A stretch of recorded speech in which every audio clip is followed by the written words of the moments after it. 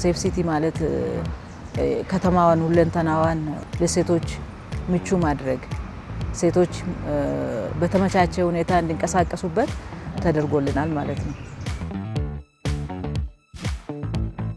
ከትራንስፖርቴሽን ጋራ በጣም ችግር ነበረብን።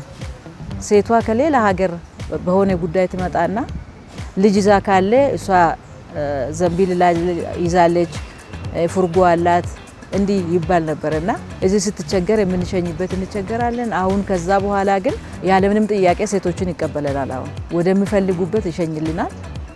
ኢኮኖሚ ላይ አንደኛ ስልጠና ይሰጣል። የተለያዩ ሙያዎችን አሰልጥኖልናል። ይሄ የፀጉር ስራ፣ ስፌት እንዲህ አይነቶቹ ስልጠና ይሰጣል።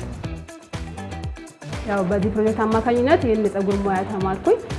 አሁን ላይ እየሰራው የሚገኘው የወንዶች ፀጉር ቤት ማሰልጠን ነው። አሁን ላይ እንደዚህ ማምሮብኝ የምታየው ይሄን ስራ እየሰራው ስለሆነ ነው። ሰርቼ ለራሴንም ችያለሁ፣ ቤተሰቦቼንም እያገዝኩኝ።